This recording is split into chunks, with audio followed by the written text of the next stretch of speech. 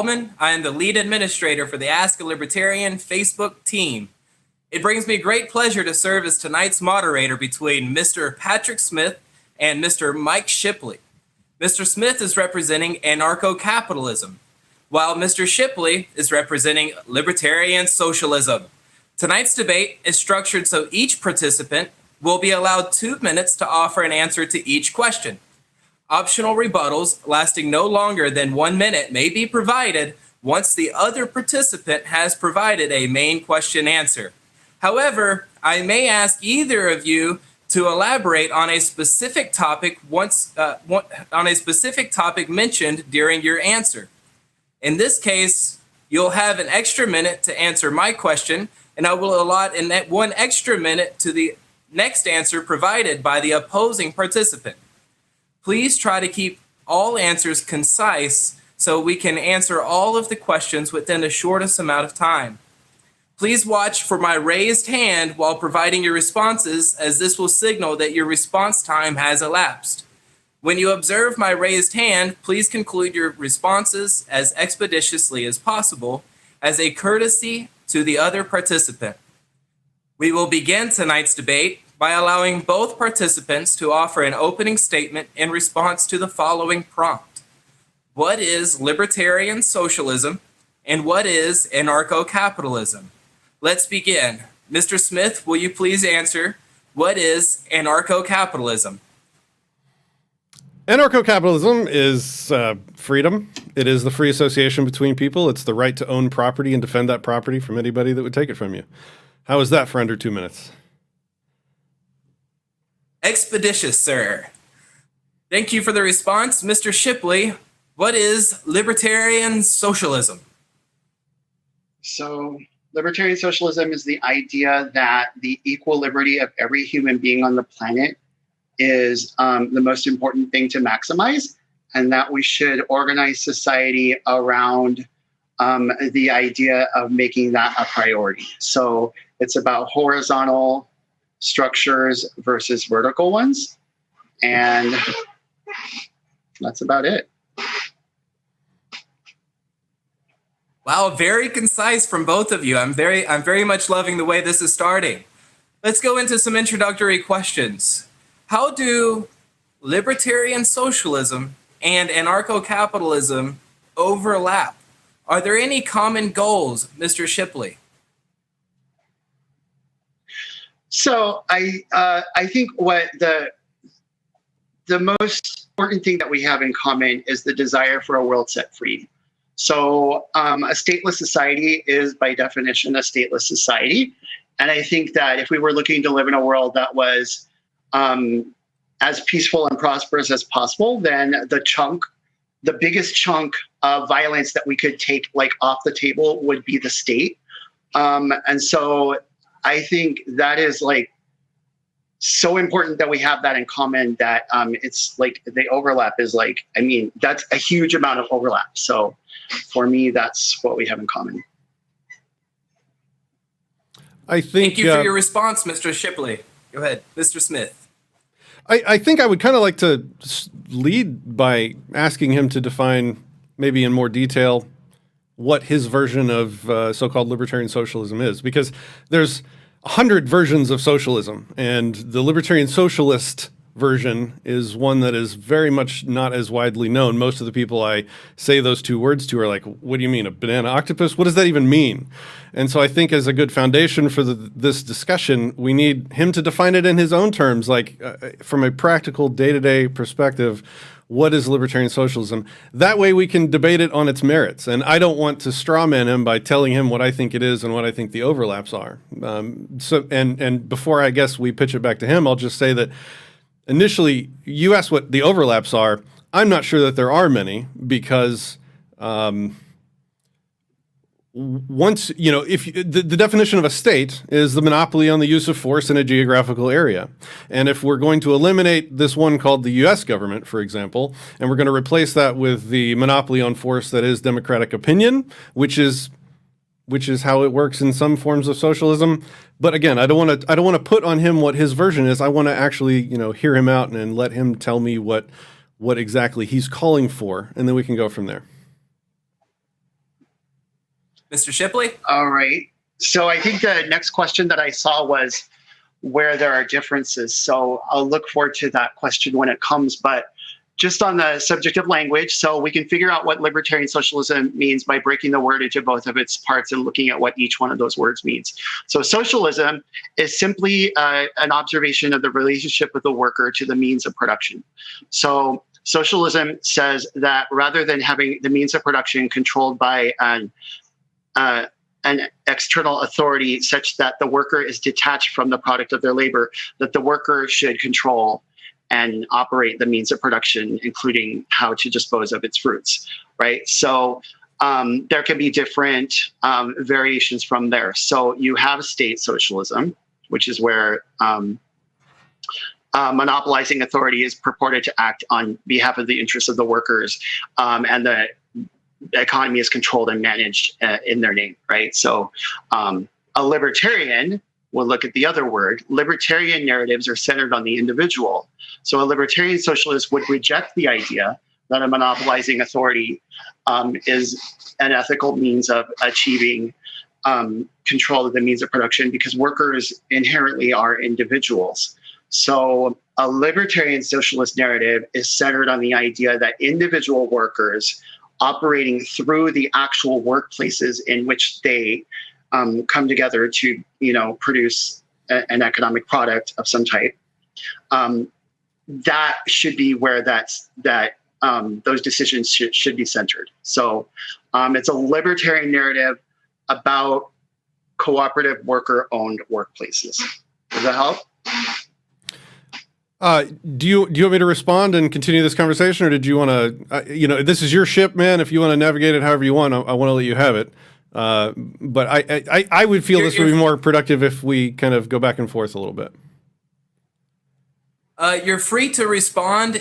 Could you include in your response if there are any overlaps between anarcho-capitalism and libertarian socialism?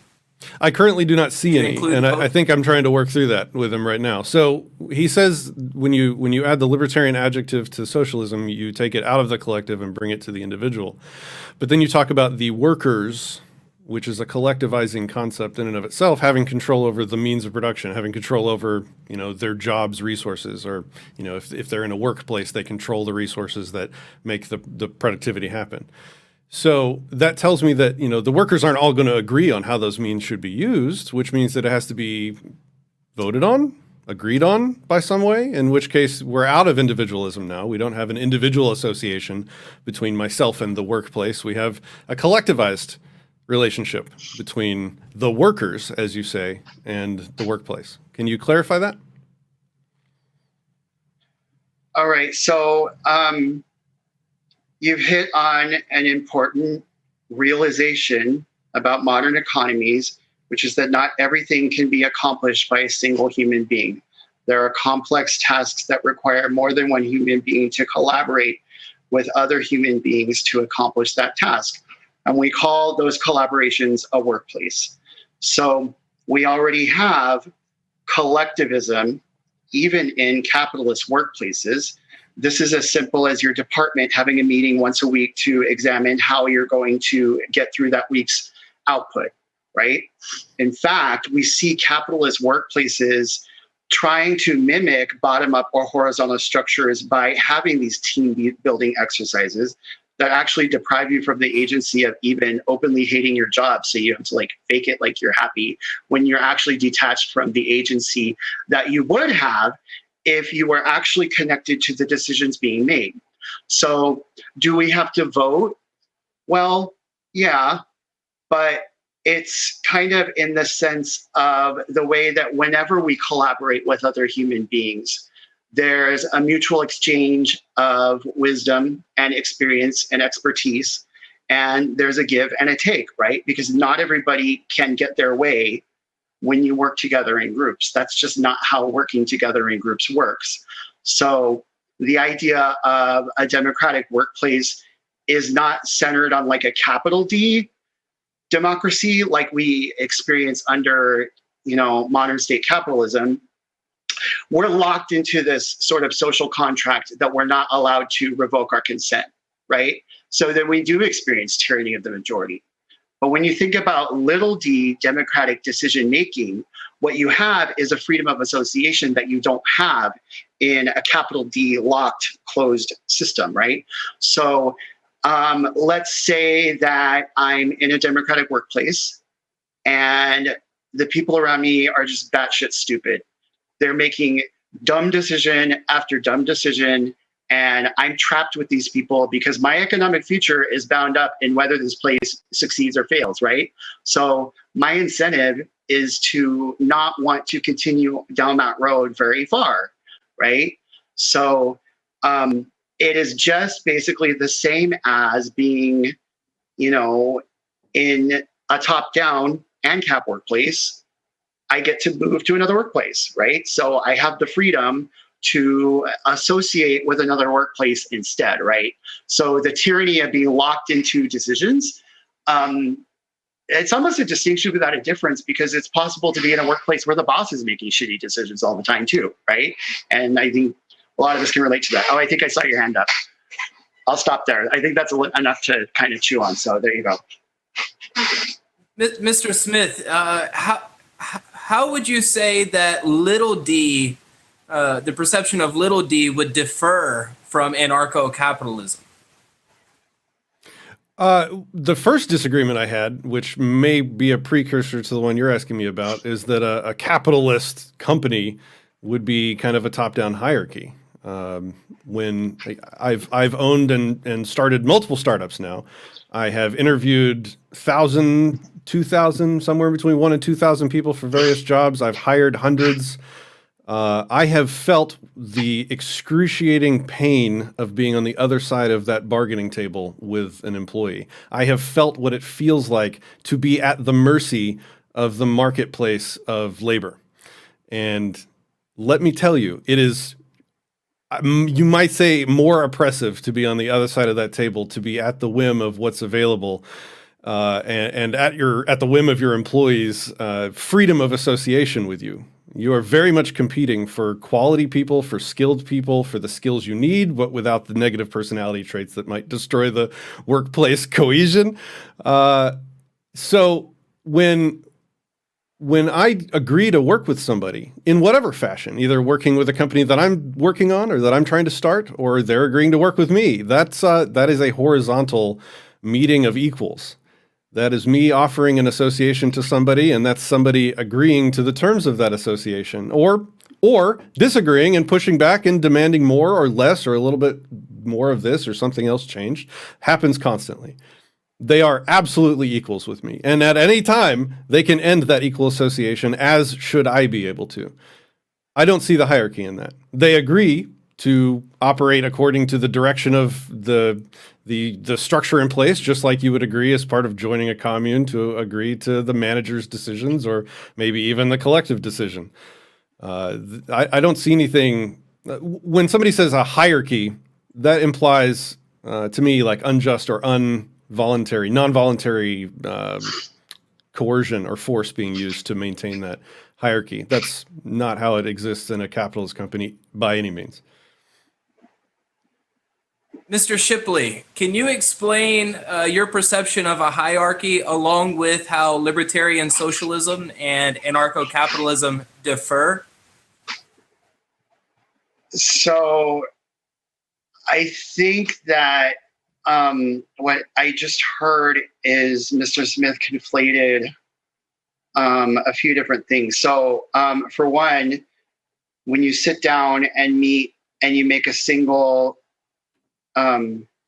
consensual decision, you say, I will work here, and you shake hands. And Mr. Smith described that moment as a horizontal moment, and then transferred that concept of horizontality to the entire workplace dynamic. And that was actually a mistake, right? So libertarian socialists view the equal liberty of every human being as like it's a primary important thing, right? If I'm experiencing less than my full bodily autonomy, my full agency, my full freedom every day, then I've how do I explain it? So a hierarchy is where there's a power differential. There's like a power transfer, right? And so the boss-employee relationship is considered vertical because I may have agency in that moment of agreeing to work here, but then I trade the agency that I have each day after that, because in a workplace that has bosses, I don't get to question what happens there. I'm handed a policy manual, I'm handed a set of procedures, and my only choice is to obey or disassociate, right? And so just because there was a moment of consensuality contained in like the moment I accepted the job, it doesn't mean that consensuality translates into the way that workplace operates. When there's a power differential so that someone else has more agency than I do, then I've transferred a portion of my freedom to them. And as a result, I have less of it. So when the boss has more power than the worker, then that is considered contradictory to what it means to value the equal freedom of every human being. Can I respond? Or do you want to move on? Okay. So you're welcome to respond. I would argue that what you just said is absolutely false. There is no change in agency and no transfer of power from the moment we're having the hiring discussion until the last day of their employment with me. Every single day, I'm following my consensual agreement with them to pay them what we agreed they'd be paid and to provide them with the benefits and the hopefully pleasant working environment that they asked for in that initial agreement. And every single day, they are choosing to freely continue to walk into my office and continue to do the jobs that they agreed that they would do in exchange. And the day that I stop meeting their expectations as far as pay raises, work environment, whatever they expect. Hell, it could be something spiritual. They could just decide to do something different with their lives that I'm not providing for them. The moment it no longer meets their consensual obligation, just like we should have the ability to with a government, they can withdraw their consent to our agreement and go elsewhere, as can I. That's called freedom. That's also horizontal. There's no transfer of power or agency happening. Every day is more like an affirmation of the original agreement. Now, I own the property that I invest in my company. And when I hire somebody, unless I put it in writing, which I do with partners, if I bring a partner on, oftentimes for a unique skill set or maybe investment, I exchange for them a portion of the ownership in my property called the company or called the assets of the company. I don't do that with everyone because everyone doesn't come to the table with the same set of skills, the same value and skills. But that doesn't mean power and agency get transferred. Mr. Shipley, you're very welcome to respond, and we're going to let this be the last response to this thought before I move on to the next question. I'll just make my rebuttal quick. What I heard you say is that the only choice that person gets is the choice to come to work in the morning or not. And then that single choice is taken as a substitute for every other kind of agency that they would experience throughout the day. So if there's an 8-hour block of time where my only choice is to be there or not, and if I do choose to be there, then I don't get any other choice about how those 8 hours unfold, then I have in fact ceded 8 hours of my personal agency to another human being. So what do you define as agency? Or do you want to continue on? Travis, interrupt me if you'd like to. I'd like to hear your definition of agency. Agency is the ability to make a decision and to have to exercise one's liberty on the situation around them. So just to apply this to the workplace, nobody thinks that a horizontal workplace means that suddenly it's a free for all and every worker gets to come to work every morning and do whatever they want all day, right? Of course not, because when humans collaborate, they still have to work together. But the point is that when I'm in a democratic workplace, I can observe what's going on around me. I can identify an opportunity for an improved efficiency. I can bring that to my team, operating meeting or whatever it is, right? And I can actually get that change pushed through, just like we do, when you go to the Libertarian Party National Convention and you want to bring something to the microphone and make a motion and see if it passes, right? It's as simple as that, right? Well, party politics are collective. More right? agency. Didn't mean to interrupt. I didn't mean to interrupt. Go ahead, please. I mean, the dirty little secret is that whenever humans do things in groups, it's collectivism. I mean, get over it. Well, I'm not making the argument that you can't organize, a group of people that way to function in that way. That's your business if you want to do it. There's a company right now in California that chooses to organize in along the lines that you're describing here. They're not doing too well, but that's fine. They can do that. I don't care. The market, the competition will handle that. The fundamental question is, though, will you force that structure on me and my assets and my property that I own and my associations with people if I want to have them using a different paradigm? Well, the real observation is that the capitalist model is currently imposed. So the economy is set up to favor top-down businesses. So when you look around and you wonder why a business that's trying to operate on another model is not competing to the same degree, then I think you just hit on like the fundamental reason why libertarians support free markets, right? Because having the state intervene distorts the kind of successes, and it picks winners and losers in a way that favors the interests of the political class. So the libertarians, I believe, are united in getting the state out of the way so that every type of workplace can flourish. And this is reflected in the Libertarian Party National Platform, which actually names worker cooperatives in the marketplace freedom plank as a voluntary type of organization that is valid. I don't want to continue this. If you want to go somewhere else, Travis, go ahead. The following questions, there's 4 of them, are intended to challenge libertarian socialism. Mr. Shipley will be answering these questions first. Mr. Shipley, what does anarcho-capitalism mean to you? So,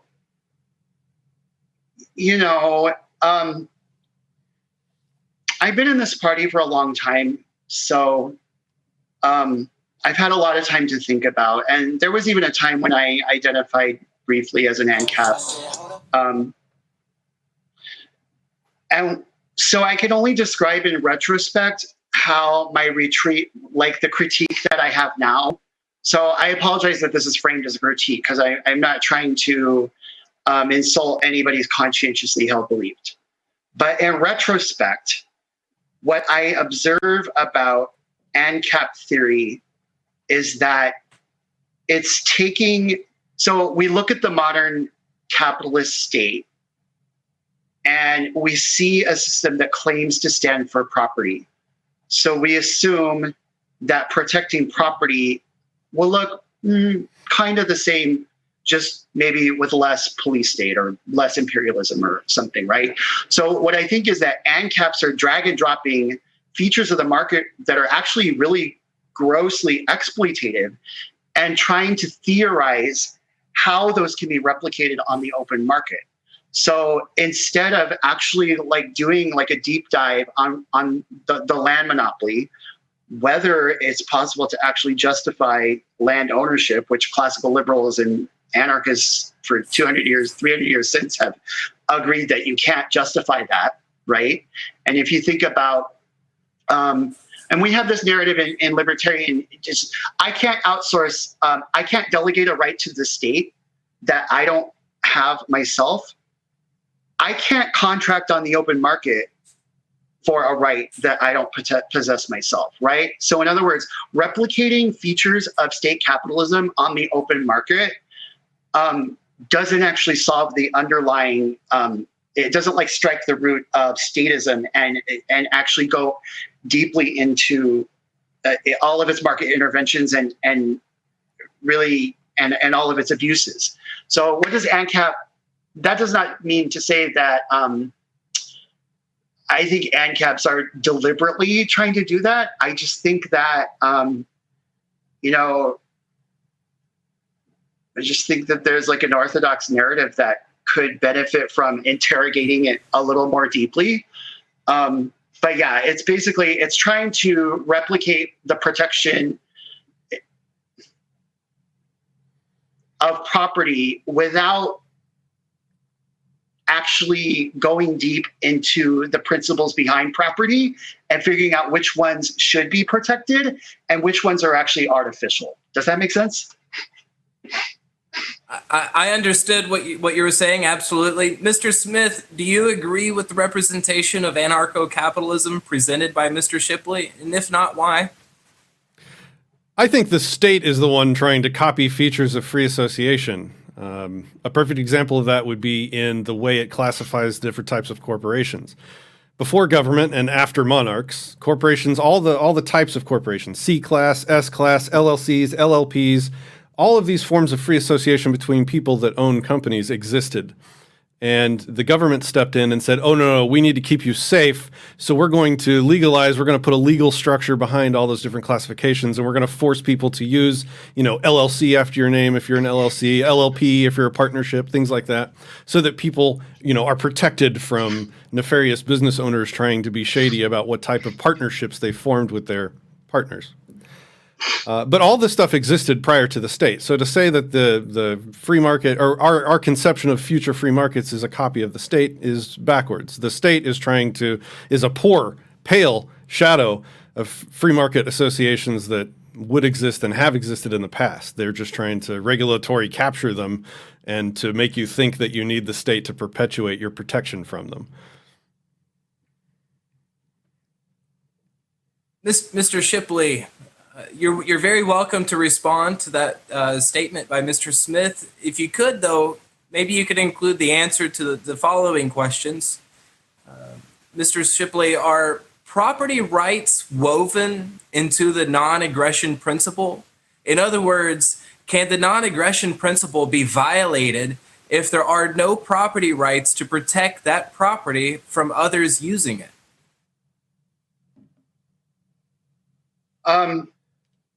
So I'm just gonna go ahead and answer the question.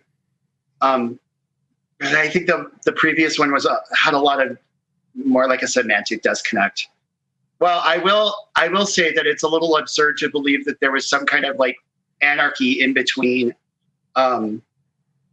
monarchy and capitalism. Like all that happened is it morphed into a new form of statism. Like there was never any beautiful shining moment of like anarchy in between. Like that didn't happen. But okay. On the answer to the question of property, so property rights are the right to protect your property is justified based on the idea of property as an extension of your being, right? So the principle that links those things is one's labor, right? So if there's a raw material and I mix my labor with it to produce a thing of value, that thing of value is now my property, right? So it's an extension of my being. And the non-aggression principle tells me that the initiation of coercive force or fraud is not okay. The initiation of coercive force or fraud is not okay. So that means that defensive violence is okay. So if the fruit of my labor is an extension of my being, then the non-aggression principle gives me a boundary around the fruit, myself, and the fruits of my labor that is justified to defend. So I feel like the question contains a binary that doesn't exist, right? Like it would be absurd to reject the idea that the individual, like the ideas are incoherent separately. So they go together. They're like linked, if that makes sense. I understood. Absolutely. Mr.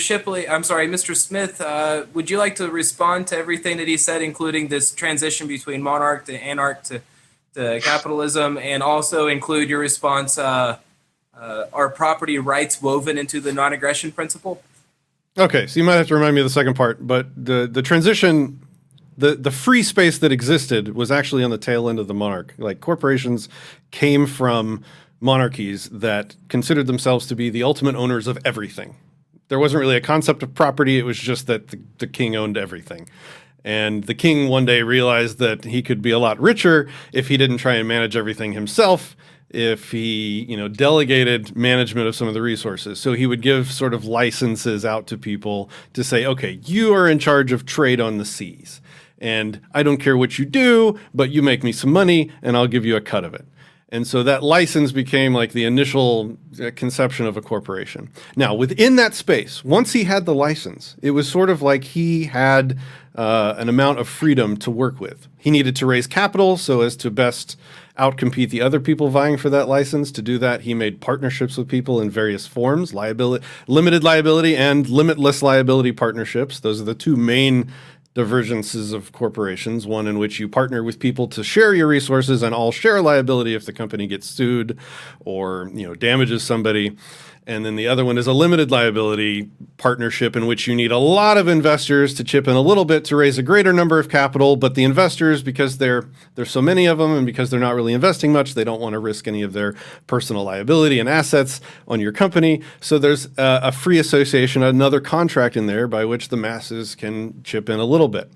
And so that evolved in a space without top-down regulation. That was a little micro bubble of free marketism that exists between monarchies and the state, seeing that structure and running in to save the day by codifying it and enforcing it and making it, statist. So that would be my response there. On the NEP, I have John Locke's pictures right here. And Lysander Spooner's pictures behind me right here. Both of these people are badasses. Both of these people are philosophers that took the time out of their lives, like I try and do, like what we're trying to do here. We took time out of our lives to apply thought to philosophical ethics, to moral philosophy, to how things function interpersonally between people. And just because they held a position before, like Locke, he would tell you the three principles of, homesteading would be get there first, separate it from nature, and mix your labor with it. And just like Spooner back here said that, voting is chill as long as because it's like a defensive use. They're firing vote bullets at you, so you're going to fire vote bullets back at them.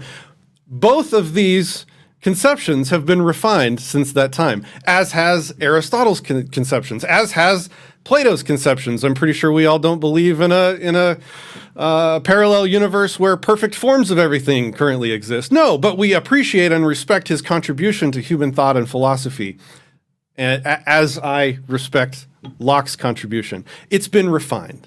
We realize now a lot of additional work has been done that really all you need, the simplest property paradigm that you need, is only the first of those three rules. First use. You make first use of something, that thing becomes yours. When you start adding the additional stuff on top of that, you are adding additional points of rivalrousness, which is another way of saying that is you're adding points of conflict over property. Resources are by nature scarce, and I know he's about to hold up a piece of paper with a little square and do some things, and please do that. We can have that discussion on scarcity. That's a cool one to have, and I'm not trying to be flippant either. It's a cool conversation. But the nature of property, even if you zoom way out to the scale of the entire universe, matter is scarce, property is scarce. Conflict will arise out of the scarcity of property. How you handle that needs to be the methodology you use to handle conflict, rivalrousness over property is the less points of contention, the better. The more effective your property system is, go ahead. That actually brings a great transition into the next question for Mr. Shipley. How would property be justly acquired and maintained in a libertarian socialist society, and how does that differ from an anarcho-capitalist society? Okay, so first of all, I think I'll pick up on the kind of point that I made earlier. So I can't delegate a right to government that I don't already have, which means I also can't outsource a right to a private agency that I don't already have. So what I heard in Mr. Smith's statement was this idea of first use. And the note that I made was that use happens to be one of the two words in the phrase use and occupancy, right? So in the 19th century, when people were refining the work of the classical liberals, and they were asking themselves, how would we protect property in the absence of a land monopoly, right? So if we moved away from this old idea that the king or the equivalent justice monopoly, such as the state, has the right to grant title to land by fiat. If we moved away from that logic and we needed to look back to a principle that's more rooted in something philosophically justifiable, what would that look like? And what they hit on was this use and occupancy, right? So, I don't know, work with me here. This example just came to mind like when I was thinking earlier. So hopefully there's an angle on it that I didn't think of. But like what came to me is like the idea of the moon, right? Like I can't just tell you, oh, I own the moon, right? I'm not using or occupying it. And I'm sure the people that don't believe we ever went to the moon will freak out, but I believe we went to the moon, and that they stuck a flag there, and like they were using that space for a minute. So if another lunar module comes down, I suppose they have a right to like defend that space, but they flew home again, right? So that doesn't mean that America now owns the moon. It doesn't mean that our magic flag that's sitting there means that we own that little space. We're not using or occupying it, right? So it's now okay for another lunar module to come down and explore the moon as well. There's no victim. It's a victimless crime, right? So use and occupancy is about, like another analogy that I have is like an overprotective parent. You know, like state capitalism, like the nanny state idea, protecting our property with like these hyper, it's like overprotective, right? And that's where we get these fiat titles and this idea of like perpetually sticky property rights. And all use and occupancy does is scale that back and say, okay, we need something that is rooted in principle and that is just sticky enough so that the fruits of your labor can continue to be yours, but not so sticky that it results in these gross distortions and abuses of power. I apologize if I didn't answer your question because I just forgot what it actually was, but maybe that helped. No, I think that you did elaborate quite well on how property would be justly acquired and maintained in a libertarian socialist society, especially when you use the moon as an example. So Mr. Smith, do you foresee any problems with the manner at which property would be justly acquired and maintained in a libertarian socialist society? I mean, again, I'd like him to enumerate all the different rules of the socialistic property ethic, but I can tell you that any of them he lists beyond first use introduce conflict and rivalrousness and subjectivity into the property system, and in doing so, make it a less effective system of property, because the judge of the effectiveness of a system of property is how effective it is at reducing conflict over scarce resources. So if we say first use is the only rule, well, I mean, there is a little bit of subjectivity in what constitutes use, but aside from that, I mean, but we both agree on rule number one. Like both systems, even communistic systems would agree to a certain extent on who gets there first owns that resource.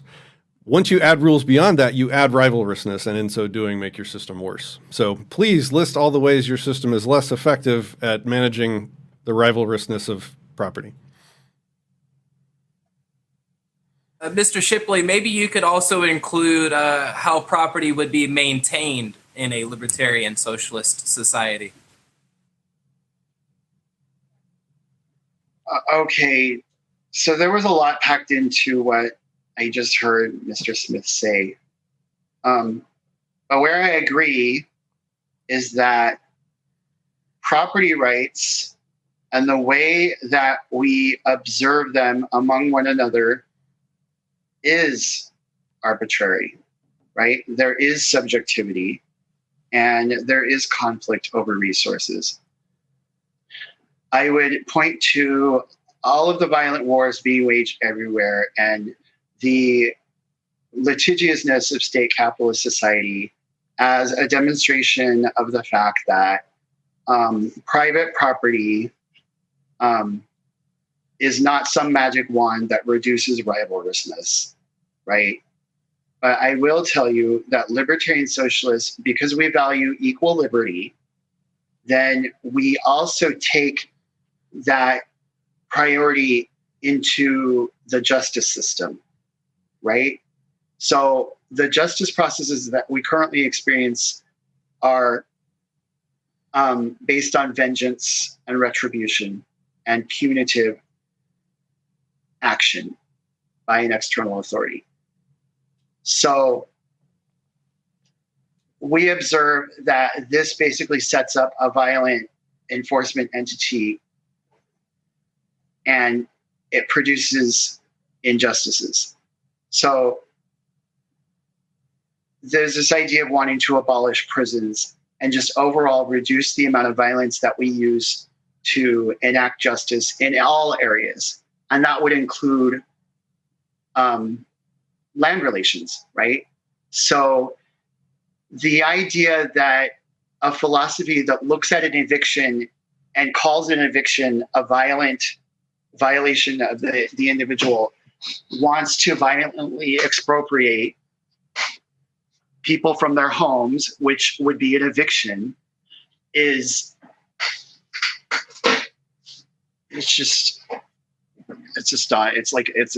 absurd. And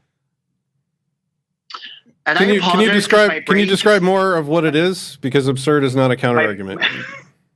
I know my brain just decided to do 5 different things at once, and so it imploded and just stopped. Can you tell me what question I'm answering real quick? Mr. Smith, would you like to repeat the question?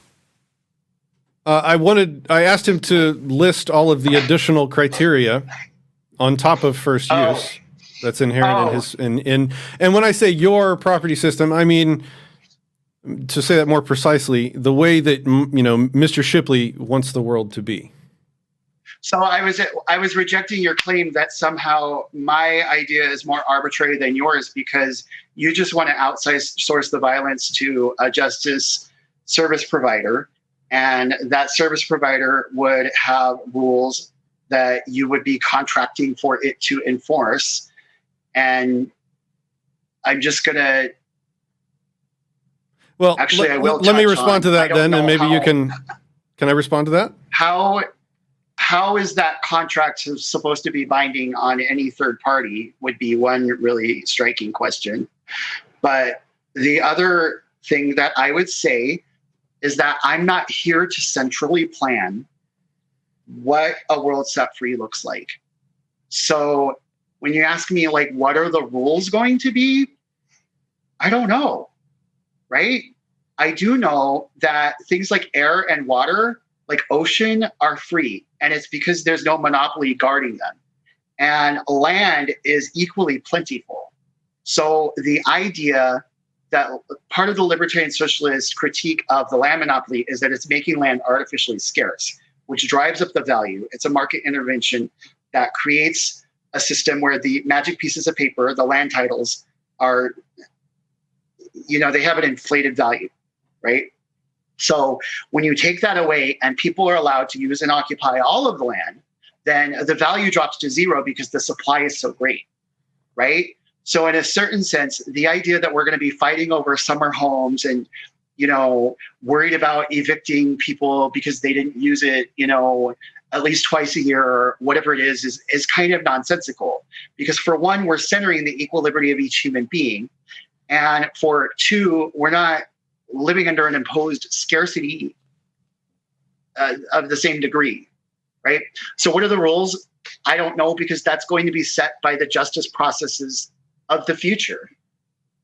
So let me see if I can. I have 3 responses. I'm going to try and keep them all in my head and get them out before I lose one of them. The first is most of the rivalrousness you're pointing to in the current system is tort claims that are made possible through a terribly complex system of regulations from the government. And tort claims are not claims, contesting the validity of one's ownership of property. Tort claims are, you damaged me in some way, so I'm going to sue you for some of your assets. That's most of the litigiousness. So I don't think you can attribute that conflict to the simple first use system. Not that we're working under that system now. This is state capitalism, which is something I do not intend to defend. The second thing, I'm already losing him. So the scarcity, yes, absolutely, I agree that there's artificial scarcity happening now because of the state. There's vast swaths of land that are have been violently captured and are continued to be held by the state's guns. Certainly, eliminating that would certainly free up a lot of natural resources and a lot of property, and probably reduce the value of some property. But reduce it to zero is absolutely not how property and scarcity and value functions. So assume we had an entire universe of space that was all unclaimed and undeveloped, and it was just a vast swath of nothingness. And I chose to claim a piece of it. And that piece I claimed, I built a dairy farm on.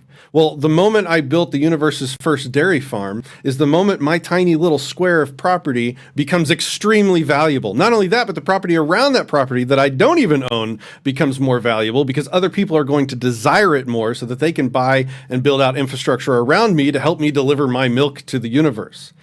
So if you reduce scarcity, which not remove scarcity by eliminating the state, it would just be a reduction. If you reduce scarcity, it doesn't even affect, well, you can't say if you limit scarcity, but if you reduce scarcity to the universe, you still have subjective value over certain pieces of it, especially the pieces of it that either have greater concentrations of natural resources or have, people have built out infrastructure there that makes it worth more.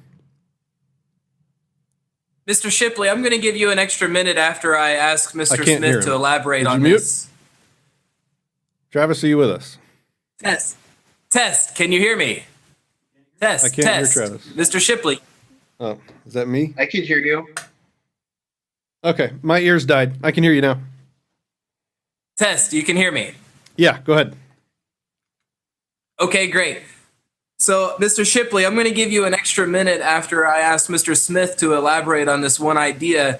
I understand anarcho-capitalism to support the idea of having private property and purchasing a form of justice-served insurance to protect that private property. So let me ask you, does private property equate to violence?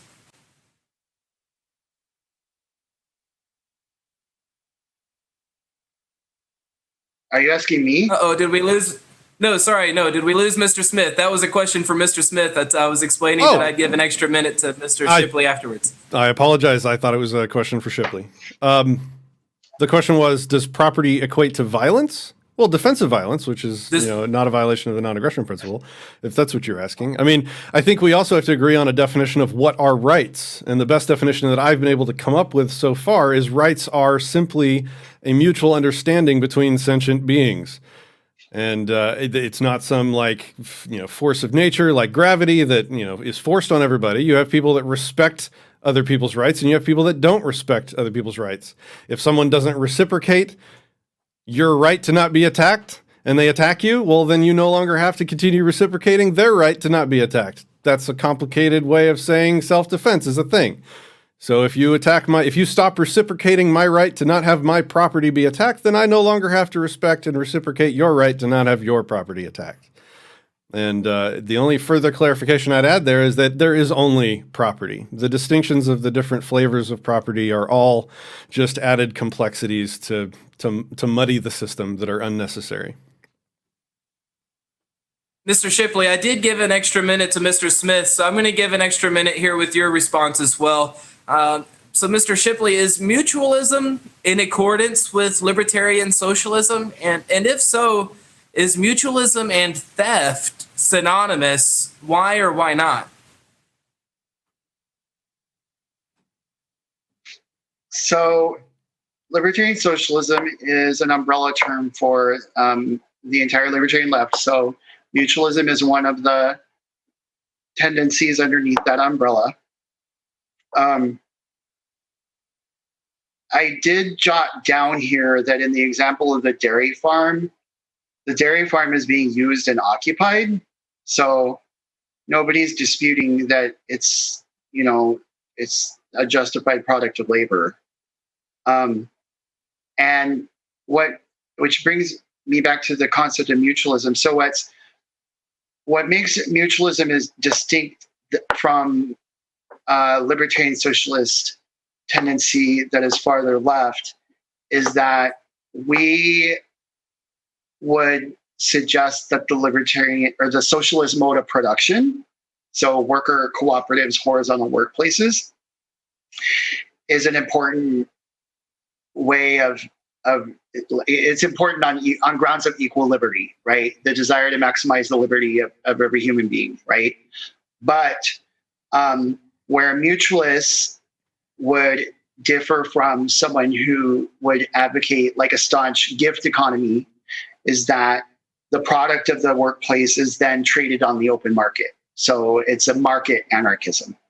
So nobody disputes that subjective value in the context of trade is a thing. And you asked about theft. I'm not sure what would make anyone think that it's theft, but it's probably actually, I don't even know. Why would anyone think that mutualism is theft? Why would anybody think that a philosophy that specifically says that its goal is to reduce the amount of exploitation and connect the worker back with the direct product of their labor was trying to steal from them? Like, it just...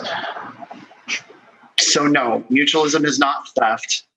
It's not designed to empower theft. And it is compatible with libertarian socialism. It's really the original anarchism.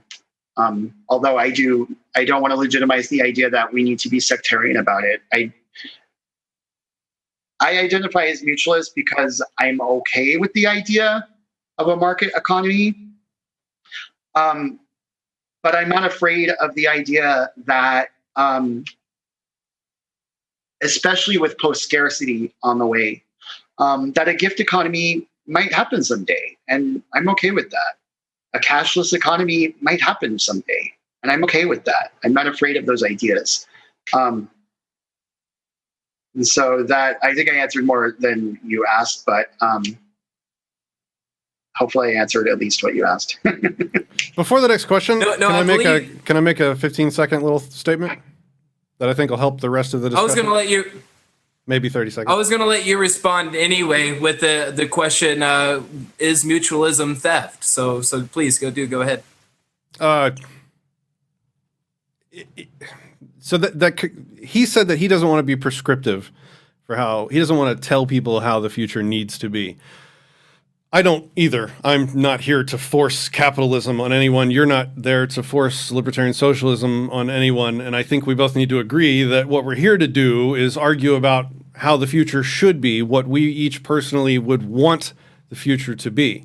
So when I ask questions about, what would be your preferred rules of property, I understand you don't want to be prescriptive. I understand you don't want to force them on people. Actually, I'm not quite sure you don't want to force them on people. That was going to be my next question.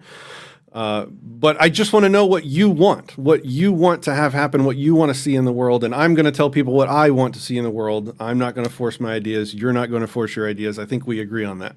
So I honestly, I don't feel like I got an answer to that last question as to what property rules you want on top of first use.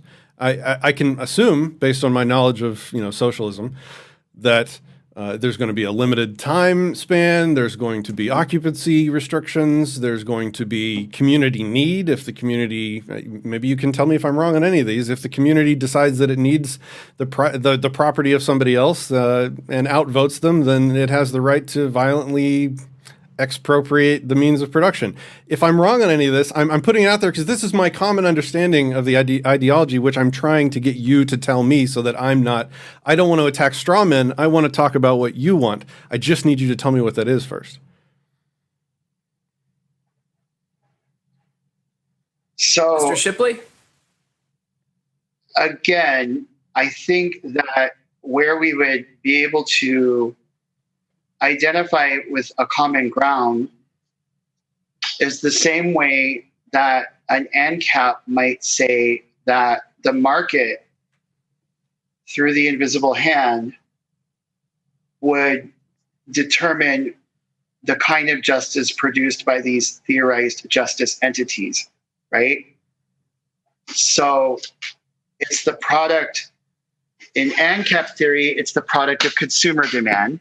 So, and the idea is that hopefully consumers would demand less violence and more justice that is equitable, right? That's the theory.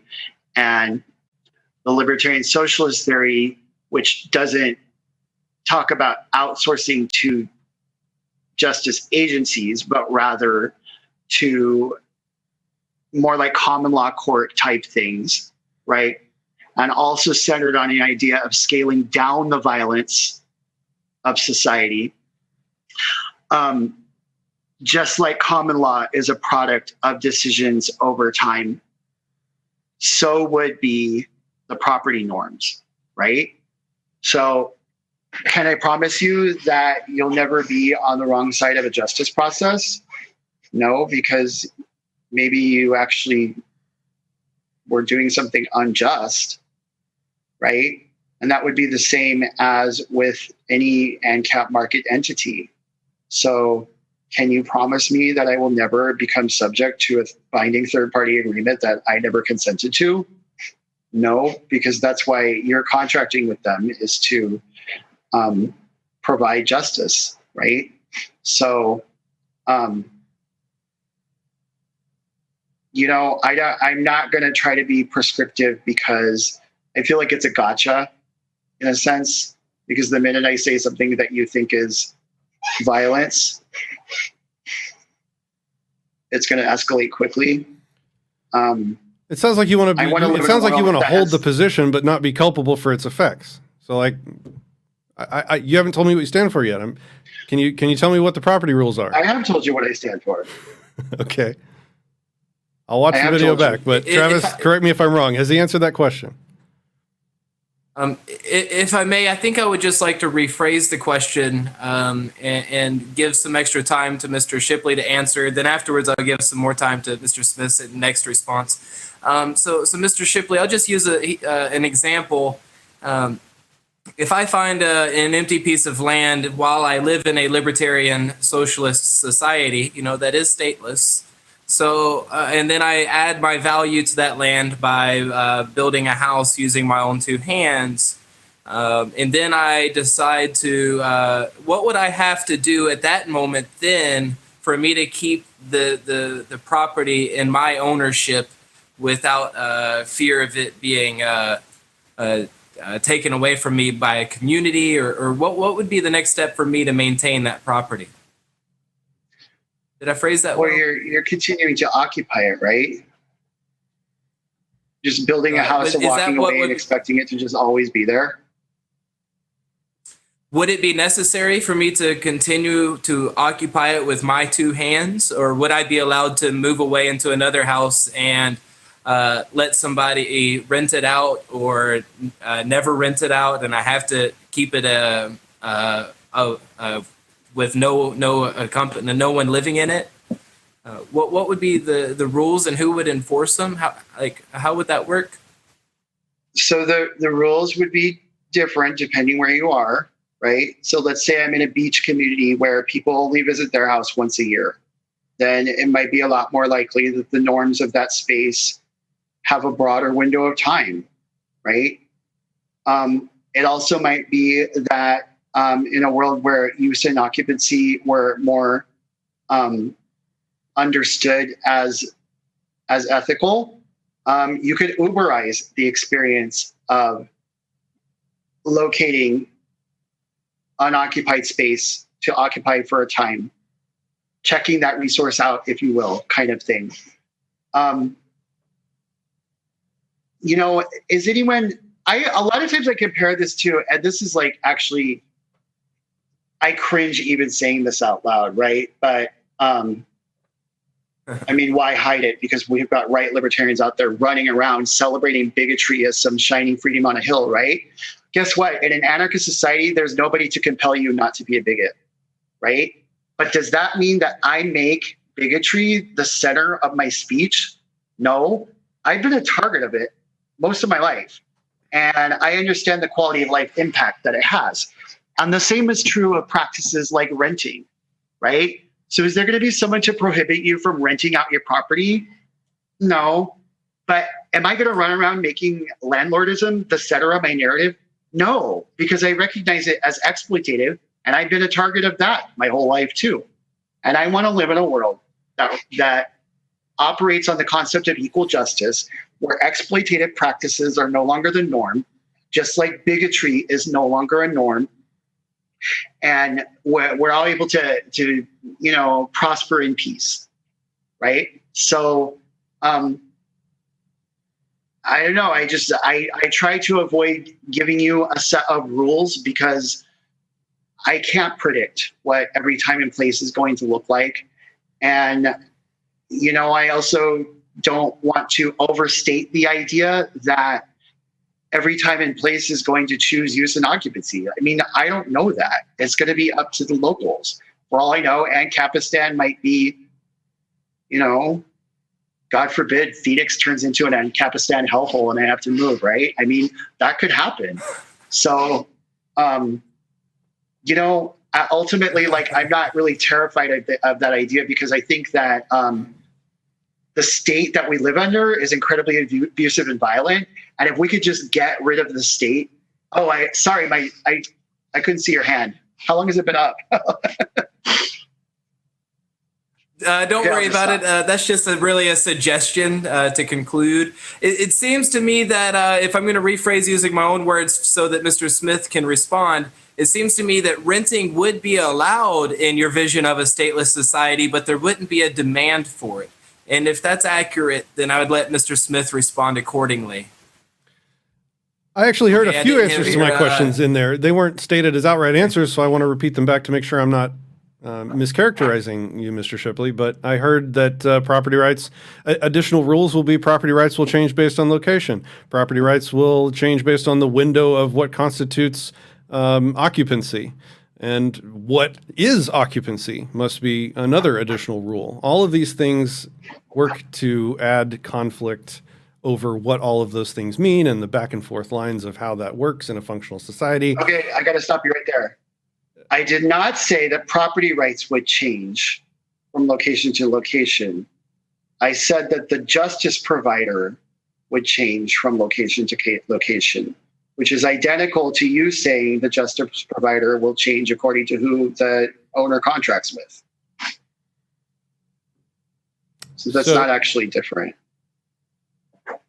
I'm still okay. So I guess my attempt at guessing what your extra rules are is still a failure. I'm still waiting for you to tell me how you, Mike Shipley, want it to be. How you want it to be, not how we predict it'll be, because of course, who knows what's going to happen in 20 well, I don't, years I in the don't future. want there to even need to be justice providers. I think humans should actually just operate from principle in the first place, and then we would never have a problem. So that's what I really envision. You really want to know. But it doesn't tell me what you want. How do you want it to work? Like that. Why is that a hard question? Like if somebody said, Patrick, how do you want it to work? I'd be like, look, I'm going to own some property. I'm going to bust my ass over the course of my limited lifespan here to collect property and to use it in a meaningful way. And if somebody steps foot on my property, I'm going to put a bullet through their head. That's my answer. It's real easy. Why is it so hard to extract? And I'm not being angry. It's just funny to me. Why is it so hard to get an answer to this question out of you? I don't get it. How do you want it to work? We've been on this live stream for an hour and 5 minutes. And you haven't gotten out of that an explanation of what I think? Apparently Really? not, because I'm still asking. So let me leave that question because we've definitely spent too long on it. My only remaining question is, if I chose to rent, do you think anyone would have the right to forcibly take my property from me? No. Do you think that most of the people in your caucus in the Libertarian Party agree with you? No. Okay. I mean, yes. Wait. Whichever answer was supposed to mean that they also do not agree with a violent justice monopoly that can do whatever you thought I said. Okay. I guess back to you, Travis. I think this has actually been a very helpful and informative discussion. And I do know that we're an hour and 5 minutes into our online discussion here. And I'm willing to continue as long as you guys are willing to continue. If either of you want to discontinue at any point, I would respect that. Otherwise, I do have another question that I think is a great transitioning question. I'd suggest that you give us your best questions now, and we should probably wrap up in the near future. And I will extend an open, honest, and genuine invitation to Mr. Shipley to return for a different conversation with me to, continue into this again. Because I'm not trying to be an asshole. I'm not trying to be divisive. I'm trying to really figure out what the so-called libertarian socialists want. That's what I'm trying to do, honestly, genuinely. Okay, I think I can wrap it up with 3 solid questions, and I'm removing about 7 of them. So that's quite efficient there. Let's see. We'll direct this one first to Mr. Shipley. Would precious metals such as gold and silver be used as a currency in your vision of a stateless society? Why or why not? So, as I talked about earlier, a market anarchist does accept that a trade-based economy is an ethical thing. So, will gold and silver be used? Probably, because they've been used for, centuries. Because for whatever reason, humans think these particular pretty rocks are especially valuable. But what's more important to understand is that it would be anything that would be mutually agreed on. So it could be cryptocurrency. It could be direct barter in between the worker cooperatives. And again, I don't want to overemphasize trade as a thing to glorify as an end unto itself. I think that the more post-scarcity becomes a reality, the less the idea of any kind of a cash-based economy is going to become even relevant, right? So I'm not afraid of that happening. And I'm already sort of letting go of the idea that gold and silver are, in a certain sense, the idea that those things are currency is itself almost like a fiat decree, right? So in an anarchist market, in a truly open voluntary market, nobody can force you to accept a particular thing in trade. So anything you want to use as a currency would be okay, as long as the other person also agrees to it. Mr. Smith, is that in accordance with anarcho-capitalism? Yeah, it'll probably be anything but fiat fed bucks. I don't really care what the currency is. Yep. Awesome. This will transition into some concluding questions. Taking into consideration the current scope and size of our government, can libertarian socialist and anarcho-capitalist work together, whether through agorist or party-archist means, to reduce the government? If so, how? If not, why? Mr. Smith, would you like to start? Sure. So the first point that must be clarified before you can go any further, and I kind of think he answered it, but I'm not really sure, and I definitely don't think he speaks for the other people that I've heard talking in the so-called Libertarian Socialist Caucus. Do they advocate using violence when they believe their conception of property has been violated? And a specific definition of what those rules are. You have to understand those two answers before you can make any determination if you can even safely, or if you should even safely, stand in the same room with them. If they're willing to attack people over their conception, then when you bring a gun to the conversation is over. Now we're force on force. Caucus platform. Sorry? Have you tried reading the caucus platform? I'm here to debate you, man. I'm not a big Libertarian Party guy, so if we can debate Libertarian Party politics, if you'd like, fine. I've asked you what you stood for. Hopefully we can clarify that in a future discussion. But I do see people in the caucus multiple times calling for, the expropriation of the means of production, which is, make no mistake, a violent threat. And so if there are people that support that statement, then with those people we have a problem. I'm not sure where Shipley stands. It sounds like he doesn't stand with those people. I'd like him, I would love actually if he could make, a very clear statement to the camera right now that he doesn't support violence for any conception of his notions on property. That would be fantastic and would clear a lot of this up. I'm a life member of the Libertarian Party, and I joined the party by taking the non-aggression principle as a pledge. So it states, I will not initiate the coercive force of fraud to achieve a political or social goal. In addition, the Libertarian Socialist Caucus has a non-exploitation pledge, which states that I oppose all forms of exploitation and domination to achieve economic goals. So not only am I committed to non-initiation of force, which I think is like the least we could expect of our fellow humans, but in addition, I am also committed to non-exploitation. So my idea of nonviolence is even more expansive than what the party has. I mean, it's great to hear you say that, but to say that you uphold the NAP and you swear to affirm the NAP and then have a different conception of property, like your conception of property defines what is considered an initiation of force. So we have to figure that out clearly. It's not a different conception of property. I already explained that it's rooted in the very same classical liberal ideas that you even affirmed when you talked about first use. That's just a new frame around an old idea.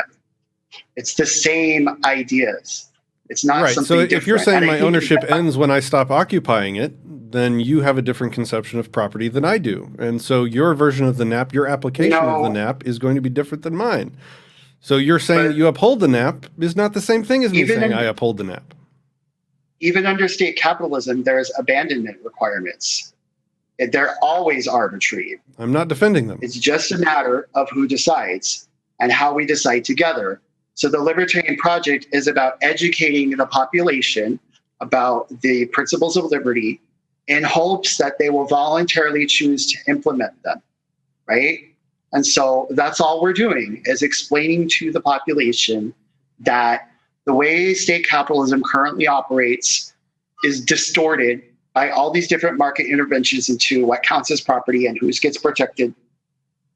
And we would like to substitute all of that violence with something based in principle, right? That's all it is. It's not changing the definition of property. It's not changing the definition of violence. It's not changing any definitions. It's just having principled discussions about what a world set free would look like. What does a stateless society look like?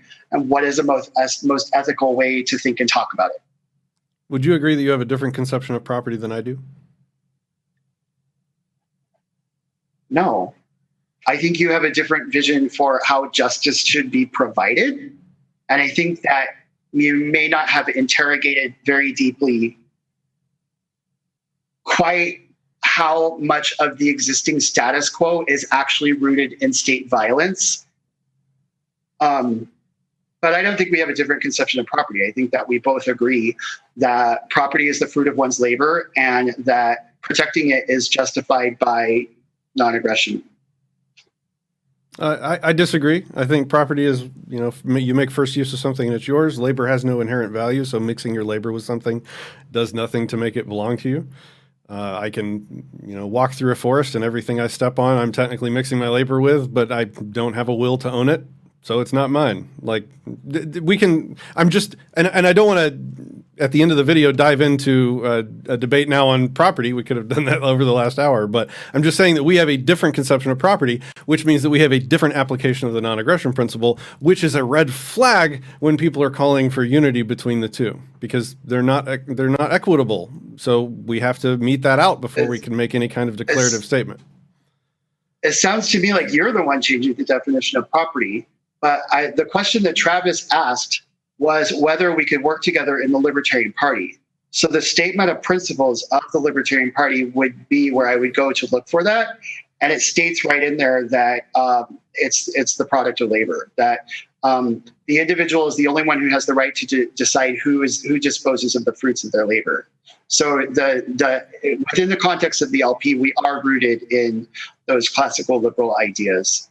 The platform of the LP doesn't determine correct ethics. That's the result of a messy series of democratic garbage votes over the last 30 years. Debating them is not something I'm terribly interested in. I want to find the true definitions of things and debate those and debate how it should be.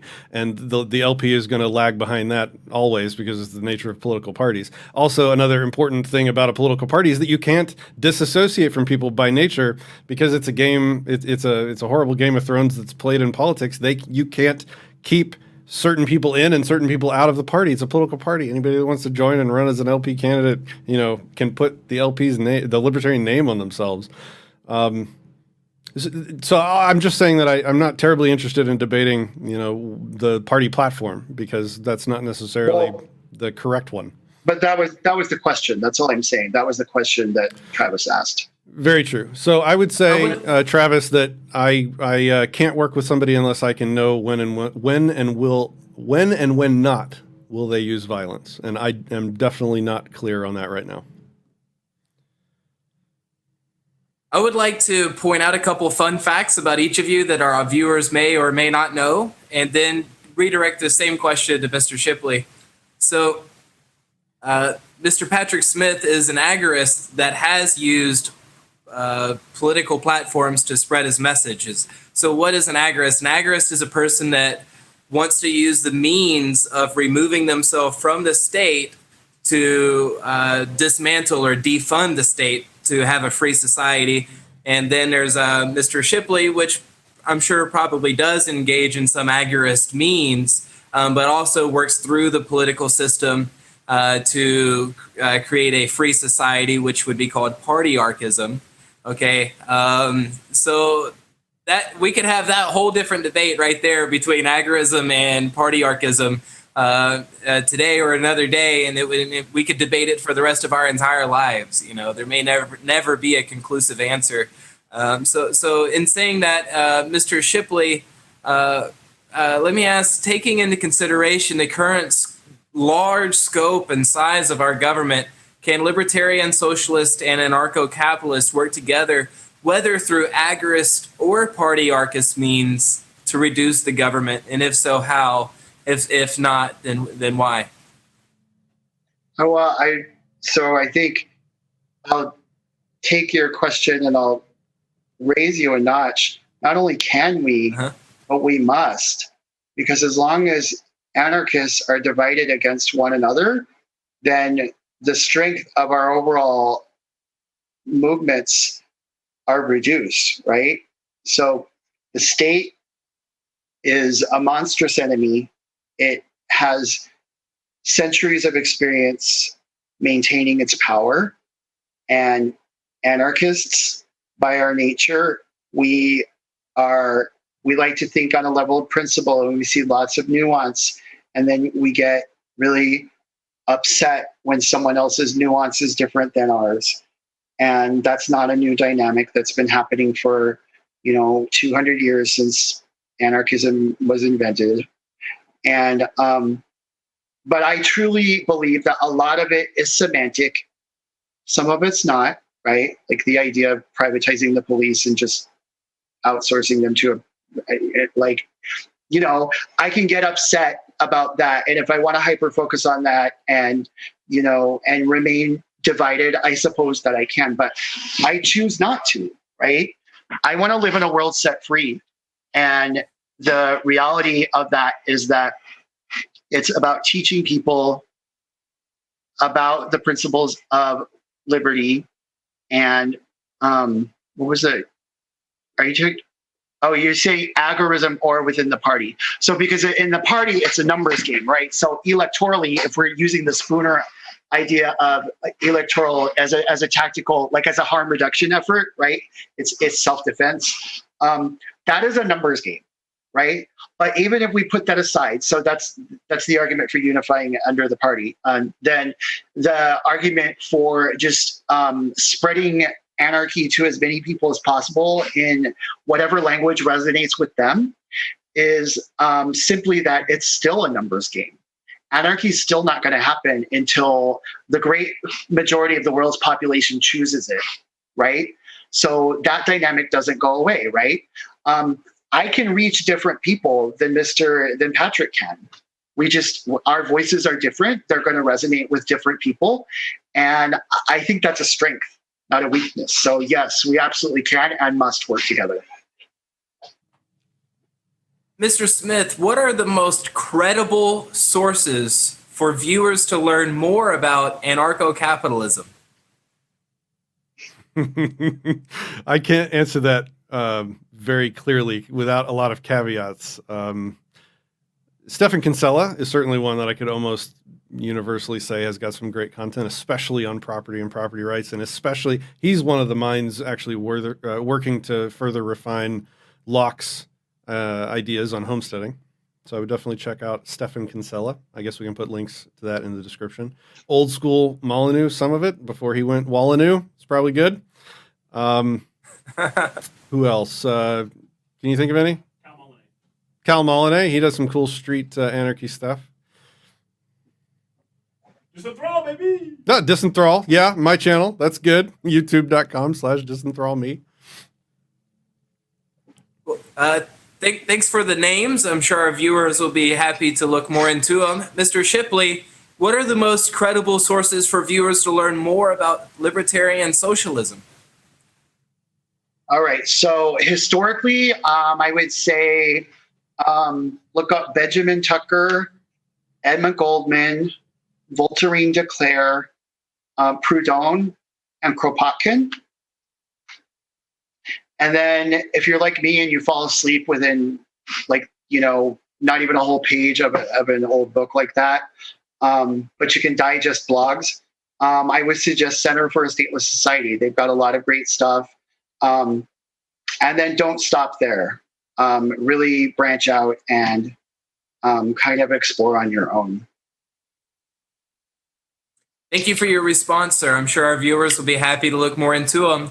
In conclusion, Mr. Smith, how can viewers learn more about the efforts you are taking to establish a free society? I have a lot going on, so I'll rattle them off really quickly. So we have the Disenthrall YouTube channel, which is a platform with multiple contributors, all, NAP compliant content creators. So if you'd like to see more of that, you can check us out on facebook.com/disenthrall. Then we have the Not Governor platform, which is the political activism side, facebook.com/notgovernor. That's where I recently, participated in libertarian politics as a not candidate for governor of Texas. You can find out more there. We also have the Not Army. So not.army is the website. It's going to be a coalition of activists to help improve the world. So did I miss anything? I think that's about it. Thank you for your answer, sir. Mr. Shipley, how can viewers learn more about the efforts that you are taking to establish a free society? The one quickest way to stay in touch directly with me is to follow my Facebook page, which is Mike Shipley Libertarian, and I think it's linked in the description of this thing. If you want to learn more about what the Libertarian Socialist Caucus is doing, you can follow our page on Facebook. And we're actually, we're like this close from launching an actual website where we've been paying a lot of attention to the different questions that people ask and the different misunderstandings that exist. And we want to make sure that the information is out there so everyone can look at it. And so a lot of that's going to be compiled on our website. And in fact, it already is. And I kind of want to give you the address because I'm really excited, but that's not out of our committee yet. So I can't, but just keep an ear out because that's about to be launched. And some of my other projects that I'm a huge fan of, and I just want to name drop real quick, are the Povertarian Caucus, the Audacious Caucus, Outright Libertarians, and the Anti-Fascist Committee. So you can find all of those by searching their names on Facebook, or just watch my page because I share from them and mention them pretty often. Oh, and of course, Ask a Libertarian. Great. Thanks for the mention. Thanks for your response, Mr. Shipley. I want every viewer here watching to notice how smooth all the transitioning has been from screen to screen, even the tri-screen. And that's all thanks to Mr. Case and Bryden running the background through Disenthrall. If you haven't liked Disenthrall yet, then please do. They're an awesome Facebook page. You can catch their tag in the caption. Also, looking up Mr. Patrick Smith, you can look in the caption to see the Not Governor Facebook page for Patrick Smith, and the same with Mr. Shipley. You can see the tag in the caption. It's called Mike Shipley Libertarian. And until next time, I just want to thank everybody that participated and spectated, and I appreciate everybody.